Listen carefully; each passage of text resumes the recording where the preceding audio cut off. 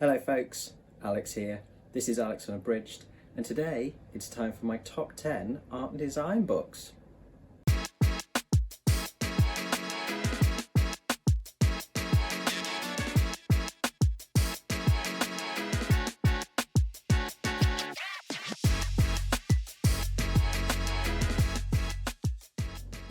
So welcome or welcome back if that is the case. Yes, my final top 10 for a while, I think. I'll do my pretty art and design books today. You'll have to excuse if it's a little noisy outside. I have to have the window open. We're in the middle of a bit of a heat wave right now, and if I shut the window to shut out the sound, I will melt. So apologies if you hear traffic noise and trains and things like that.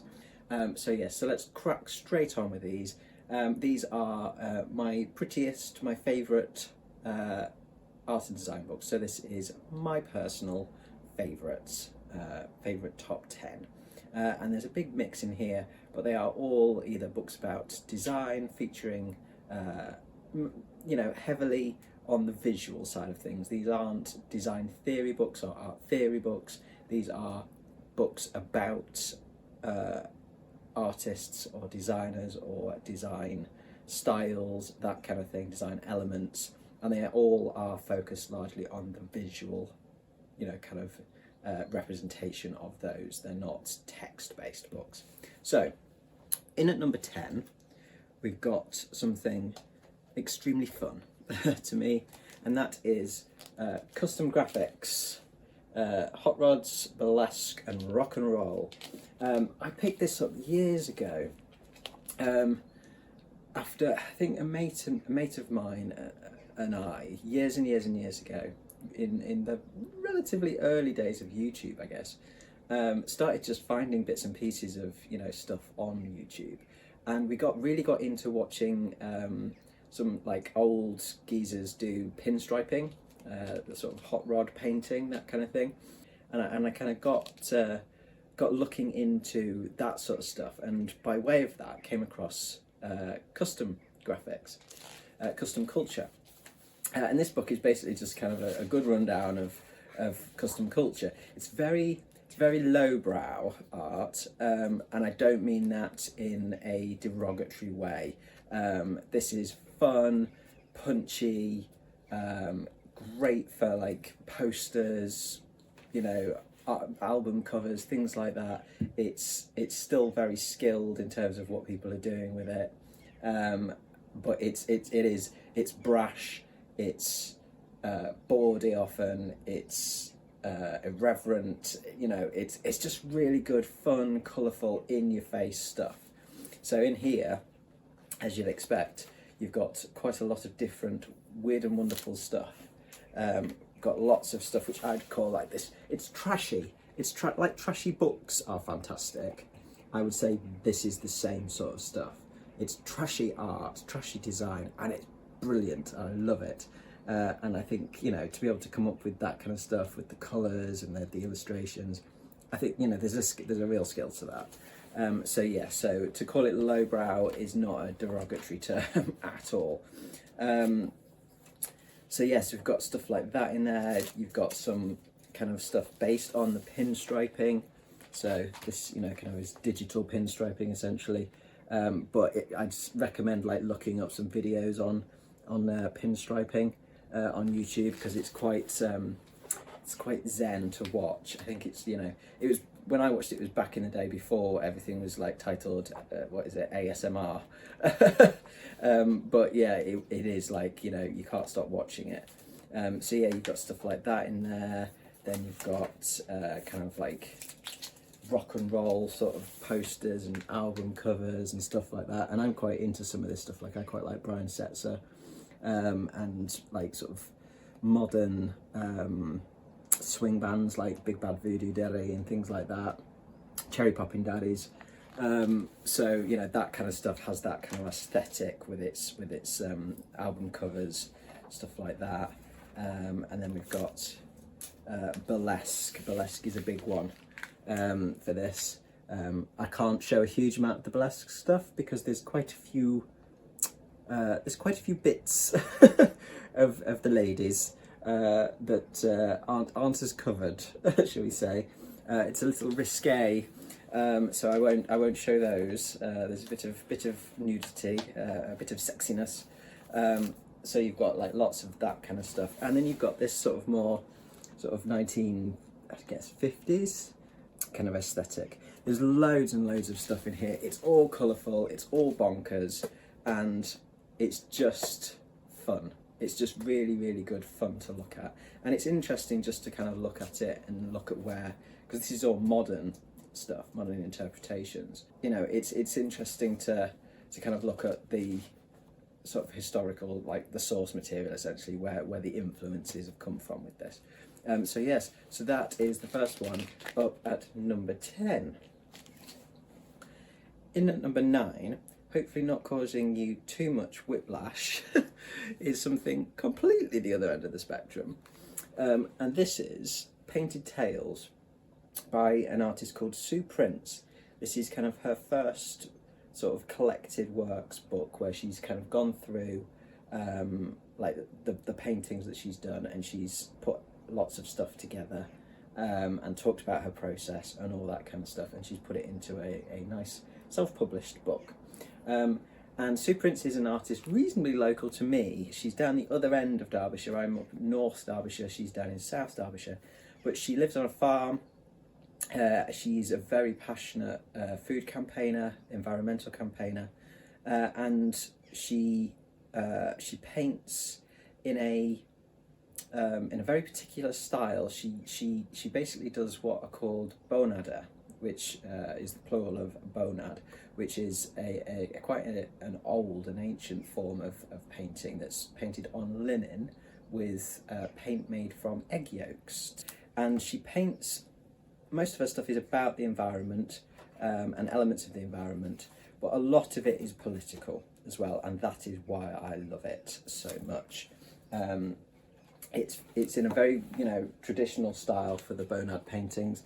Like this one here is about the Battle of Orgreave, which was a big skirmish between the police and striking miners in the 1980s and 1984. We actually have a print of this downstairs on the wall. And these are large pieces, and the paintings are massive, and then the prints come in large sizes as well.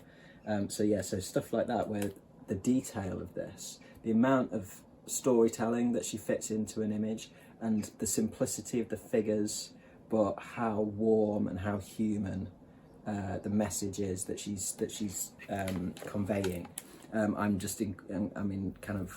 I have a huge amount of respect for what she's able to do with her painting. And this is another one as well. Got another one here, which again we've got a massive print of this downstairs.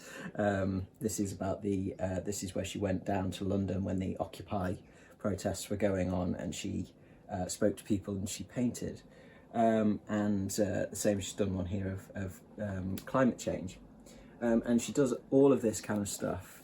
Plus, you know, bits, just really nice small bits about elements of farming and the environment in the UK, certainly in Derbyshire. And she did a wonderful series actually during the pandemic, because like a lot of us, she was feeling very isolated and feeling very feeling a lack of, you know, sort of that creative buzz. You know, it was difficult for everybody, and you know, I know a lot of artists who kind of just sort of lost their creativity for a while, and she did something called the Isolation Chronicles, I think it was, and she painted kind of a picture of every day, just really small picture, and it was about her experience, and it was like a really lovely series of pieces that really you could really relate to. I think a lot of us could really relate to.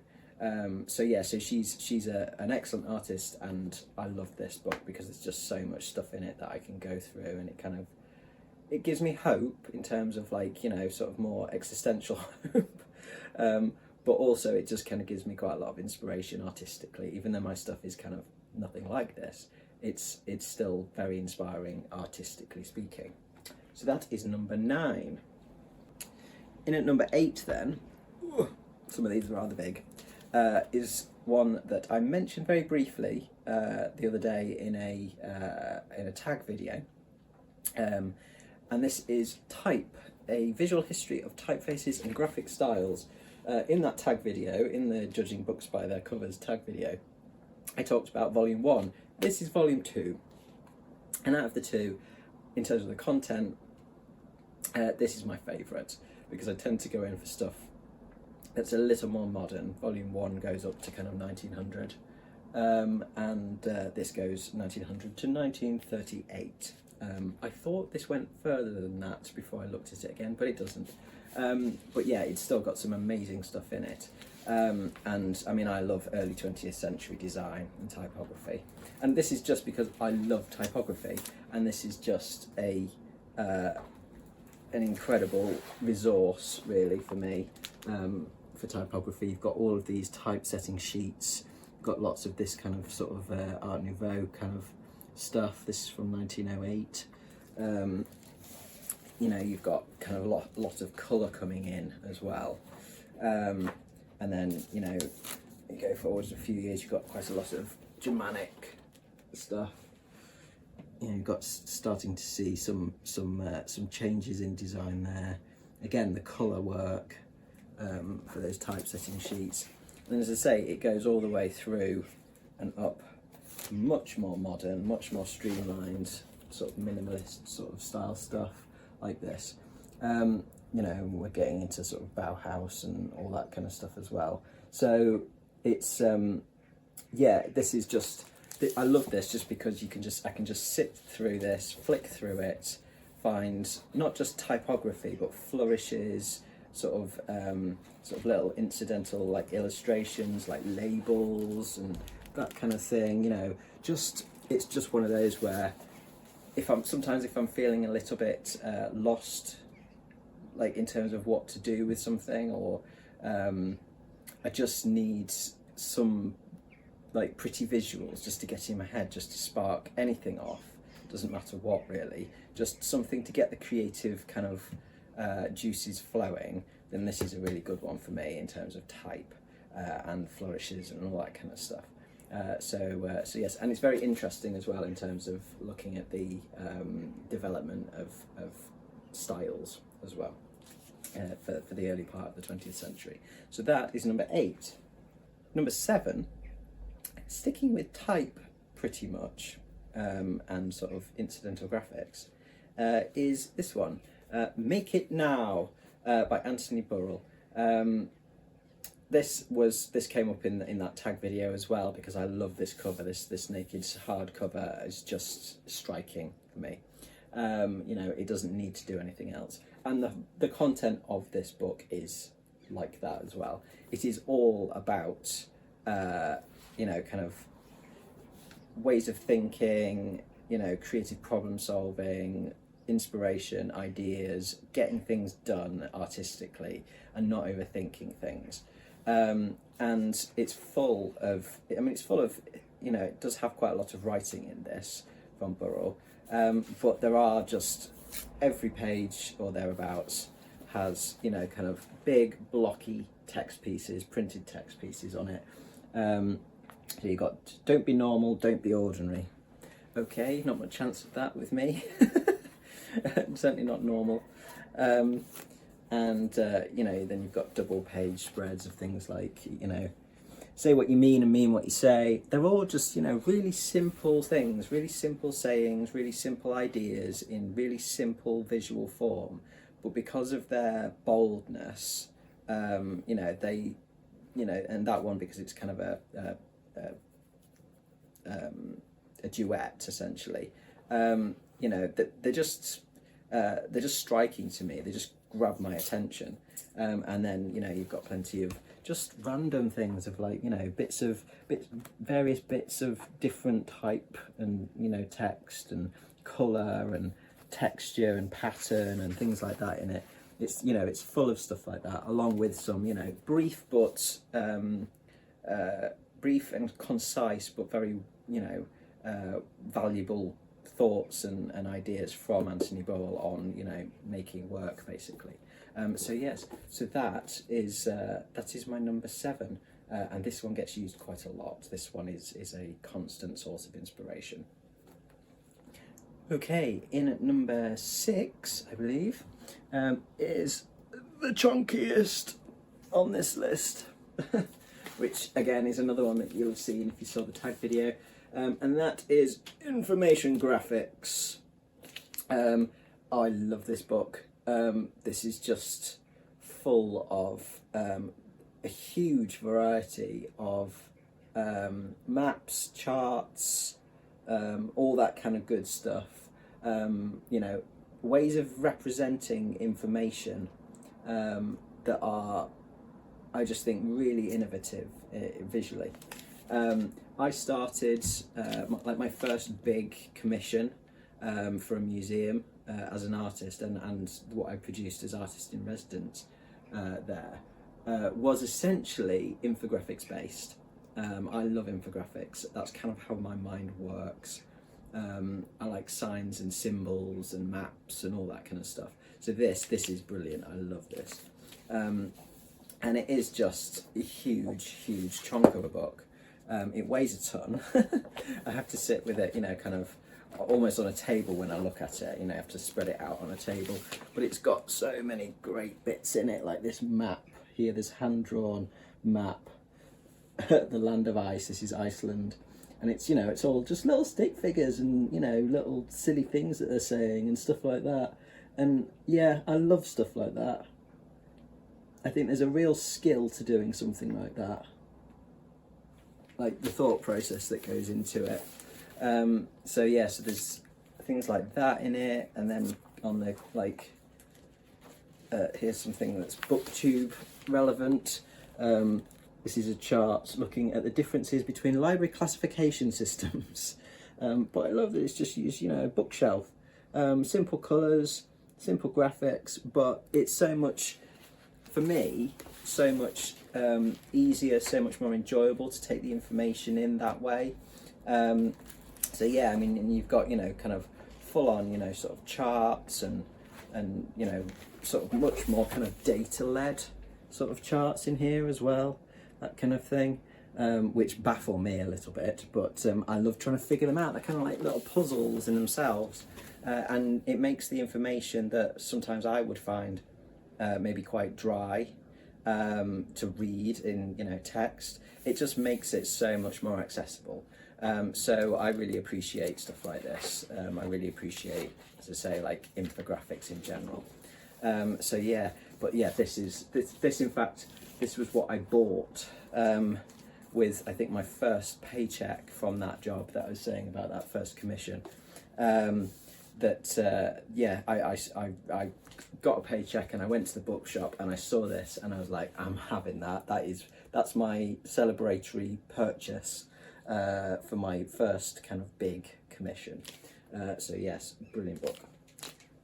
Okay, in at number 5, we've got something completely different. We're back into the artists' monographs here, and this one I have mentioned before on different videos, and that is Sublime Mutations by Della Grace Volcano, and this is a collection of Dell's work going sort of between 1990 and 2000, and he's still making work. But this was kind of the prime time, I think, for Dell. This was when they were kind of at their height.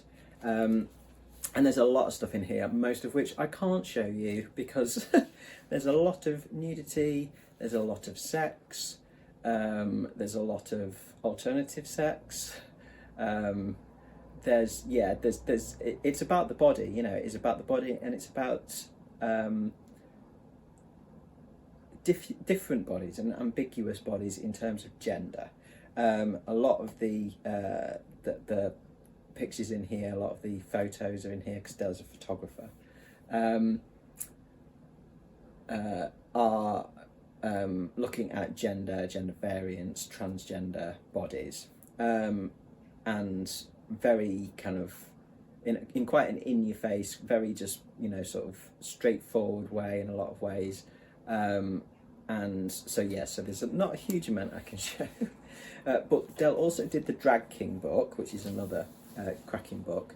So there are some drag king photos in there, which I always like a sexy king, and there are like some of the sort of ambiguous pictures. That one's not got any nudity, that's fine. This one's, I think, a reasonably well-known one in certain circles. And yeah, I love this picture. I think this was the first picture of Dela Grace volcanoes that I ever saw, and yeah, I love these. There are other alternative ones, but again, I can't show you those, or I could, but I won't, just in case YouTube has a little bit of a problem with that kind of thing. But yes, this book came around for me at a time when there was no real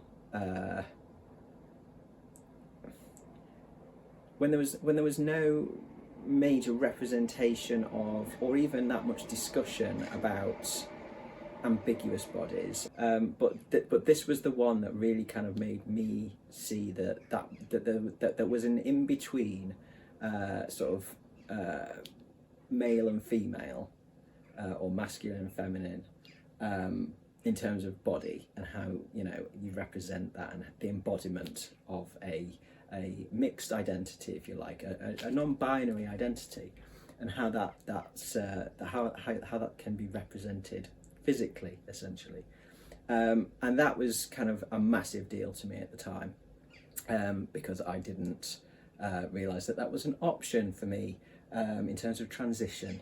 And this book was, you know, it might sound hyperbolic, but there's an element of this book was part of a handful of books that kind of saved my life. And so for that reason, as much as the fact that, you know, I enjoy the photography, there is a very personal connection to this one, for me, that puts it this high up on the list, I think. But yeah, it's an interesting look at you know, that sort of photography from that era. I think it's probably quite dated now, in terms of some of the text that goes with it, in terms of how we talk about gender, etc. But it is still, it's a really interesting insight into, you know, how gender and sexuality and that kind of thing were represented, expressed, etc. At that time in the late 90s. And it's, you know, it's a really good one to look at in terms of how far we've come as well, in terms of what's come after as well. So yes, excellent book, and that one is my number 5. In at number 4, I have got The Art of Looking Sideways, which is a huge chunk of a book, and the pages are quite thin as well. There's a lot in this. And this one is kind of a primer on visual intelligence, is what it says. An exploration of the workings of the eye, the hand, the brain, and the imagination. And it is a massive collection. It's a wealth, a mine of information, of quotations, images, anecdotes, curious, useless, sometimes useful facts, you know, and it's all about the connection between the verbal and the visual. And it's just a joy, this one, to go through. You don't have to read it in order. You can just flick through and find bits. It's just a really interesting book to dip into. It's like you can play the lottery with it and just pick a page and see what you get. And it's full of, so there is a lot of text in this, but it's all about the layout. That's why I include it in art books, because it's all, every page is laid out differently. There is a different aesthetic to pretty much every page in here, and you can't just kind of sit passively and read it in that respect. You have to engage with it. You have to be actively moving the book around, turning it, you know, and possibly getting magnifying glass for some bits, stepping back from it to read slightly bigger stuff, you know, just thinking about how you actually physically read the book, as well as, you know, actually read it in terms of your kind of your conscious reading, if you like. You know, it uses you know, arts and design differently. It kind of flips things around, like here, you know, it's flipped this very famous poster image around. It, you know, puts stuff next, you know, very different styles next to one another. It just, yeah, it just asks you to think about how you see, how you look, how you see, and how you understand. You know, and again, it uses a variety of different typefaces, fonts, layouts, you know, often stuff that is, you know, visually connected in terms of its style to the, you know, actual content, you know, the intellectual content, for want of a better word, thematic content of the text. And yeah, I love this book. This is a great book. I don't think, you know, you necessarily, you know, as an artist, this is really interesting, looking at layout and looking at the imagery and stuff like that, and the theme in terms of, you know, how we see, how we look. But yeah, this one is just a joy to sit and dip into, not sit down and like read straight through, but, you know, just kind of dip in and out of and open your brain, basically get your brain working a bit. So yes, another excellent one in at number 4. In at number 3 then, we have another of the chunks, and this one is the History of Graphic Design, Volume 2. This one is. I don't have Volume 1 yet, but I went for Volume 2 because it's the more modern stuff that I like. So Volume 2 is 1960 until today-ish, because it's been out a little while. But it certainly goes up to sort of, you know, the late 20-teens. And this one is just... this one is kind of... Although I'm interested in the history of the design, you know, in terms of being told the history through the text and stuff, this one is just a picture book to me. This one, I just love sitting with this and just looking through the different sorts of design. And, you know, you get a good sense of the history in terms of tastes and trends and all that kind of stuff anyway. Aesthetics. But this is just about the pictures. That's, you know, that is the primary reason I got it. It's about picture, it's about colour, it's about layout, it's about style, it's about inspiration. You know, it's like, I can just, if I'm struggling with colour, things like that, then I can pick this up and see what colour combinations work, what, you know, the sort of random stuff that you think wouldn't work does work. You know, in terms of, like, again, typography, use of lettering generally.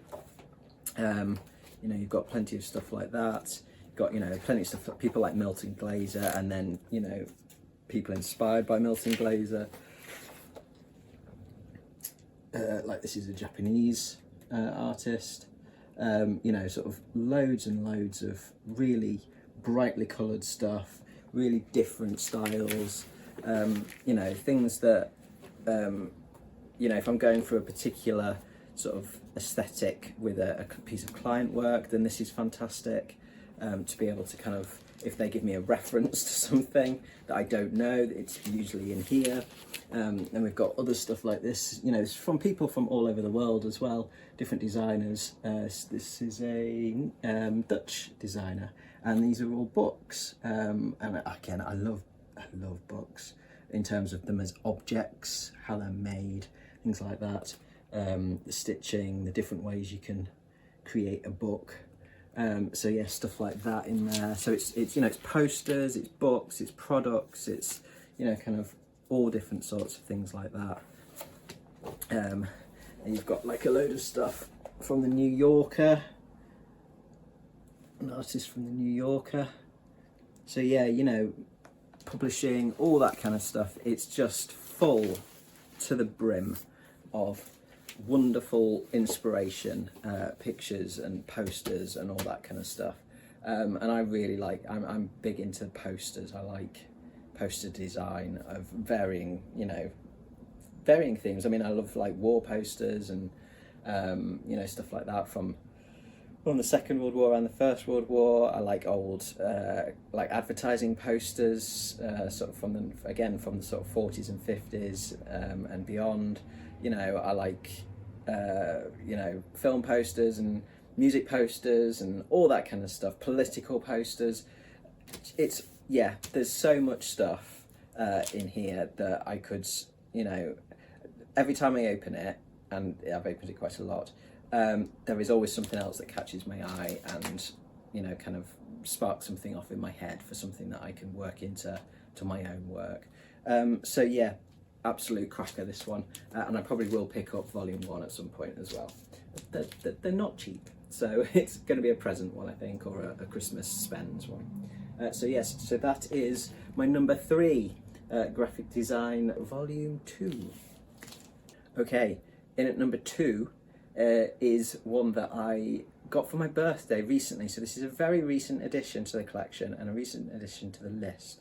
And this is Camille Walala's Taking Joy Seriously. This is a gorgeous, gorgeous book in terms of its own design. Nice hardback. It had, you know, there were several cover designs you could pick from. I went for this one. This one was my favourite. It's full wraparound on it.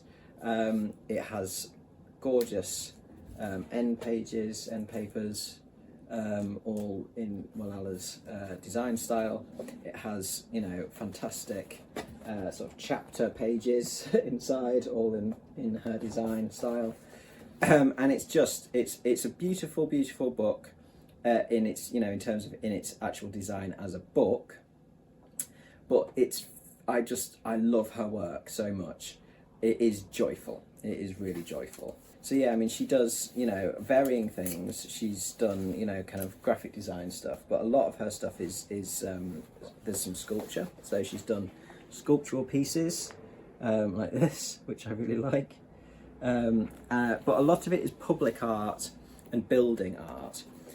So in terms of like public art, I've got stuff like this that she's done.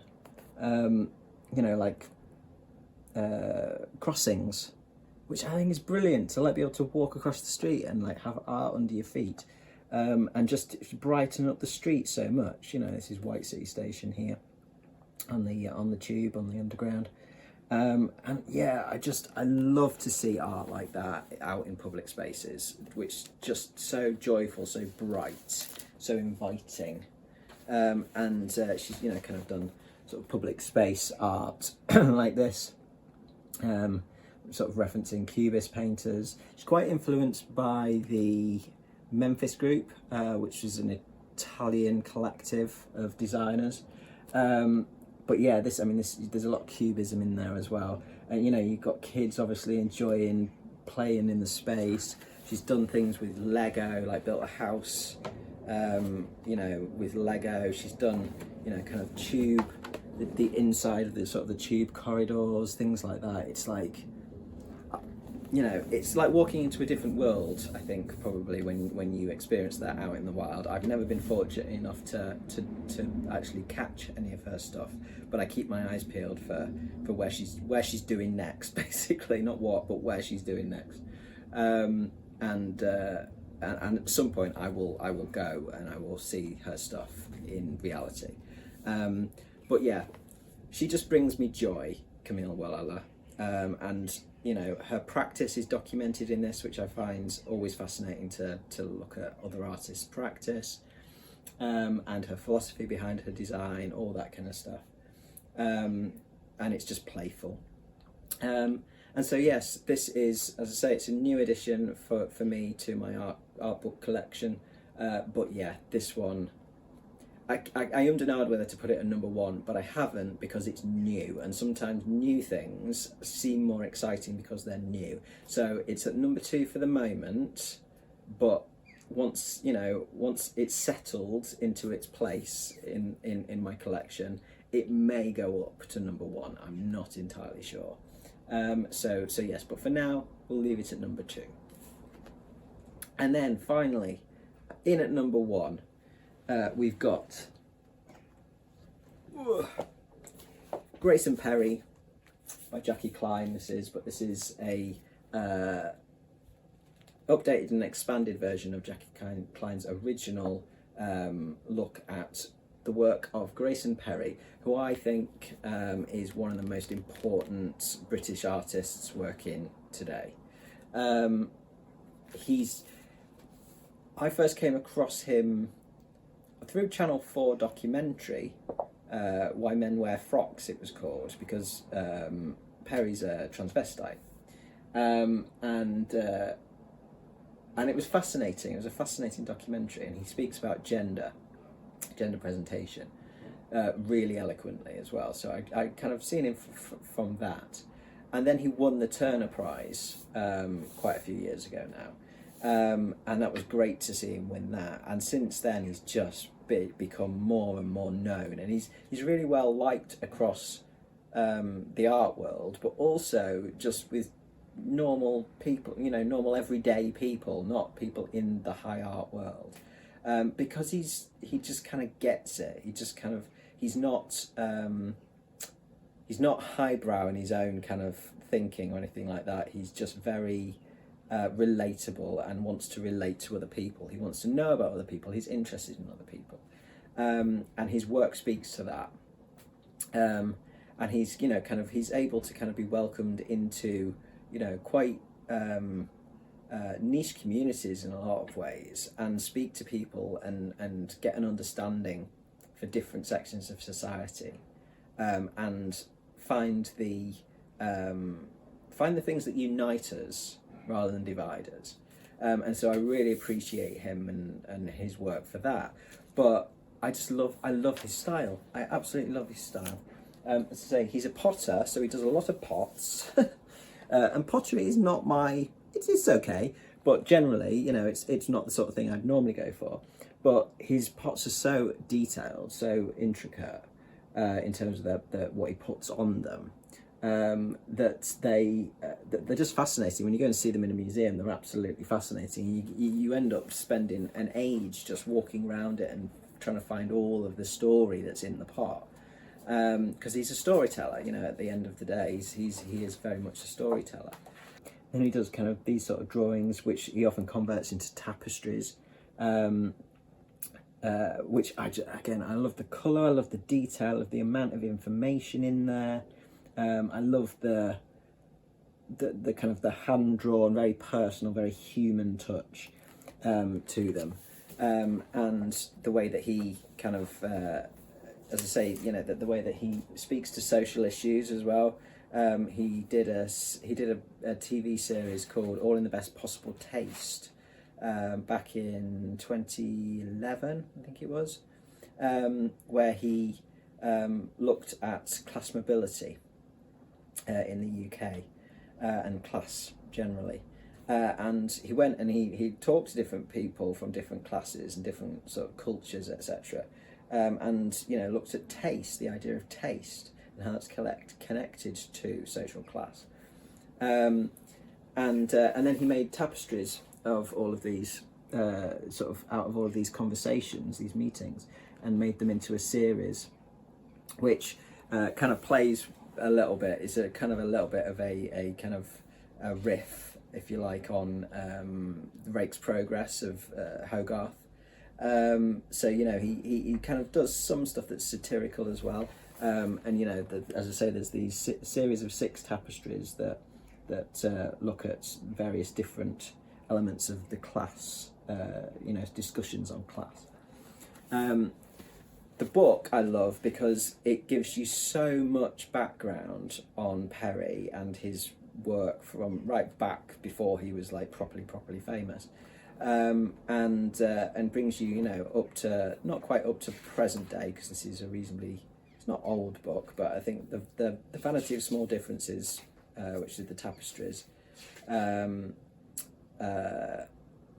it was 2012. So there's been plenty of other stuff that he's done since. Although I do have other books of his from other exhibitions, so I've got decent amount of stuff on his. But this one in particular just gives you so much information on him, so much information kind of from him. From the horse's mouth. There's a lot of interview material in here as well, and just a really, really good retrospective on I think my favourite artist. Yeah, my favourite artist. He's the one I'm most jealous of, I think, in terms of what he's able to do, and how he's able to do it, and how he's able to connect with people so well, and how he's able to represent different groups, different people, so warmly, so humanly. As I say, you know, that whole thing about, you know, uniting rather than dividing. And so yeah, that's why this one comes in at number 1. I love Grayson Perry, and this is an absolute cracker of a book, for looking at his body of work. So yes, so that bunch of chunkers is my top 10 art and design books. Quite a bit of differing stuff in there. I'm, you know, I like my design and I like my art, and I'm sure that this will change over time as I get more design books in, art and design books in, but they do generally only come Christmas and birthdays, because they are the more expensive books that I own. They're big. I mean, they're massive, some of those, as you can see. You know, they're like lifting weights, some of them. So there's value for money there, absolutely, but they are pricey. So yes, so that won't. I don't think that list will change dramatically in sort of a year's time, but 5 years' time might do. Who knows? My tastes change as well in terms of art and design. So yes, so we'll see. So thank you very much for watching today, folks. Do drop in the comments any of your favourite art and design books, if you have any, and or favourite artists and designers, because I'm always interested in looking into new folk, new creative, visual creatives. So yes, but thank you very much for watching today. I will be back very soon with more bookish ramblings and the like. If you enjoyed this video, please do consider giving me a like and subscribing for more content coming very soon. But from me, for now, that's ta-ra.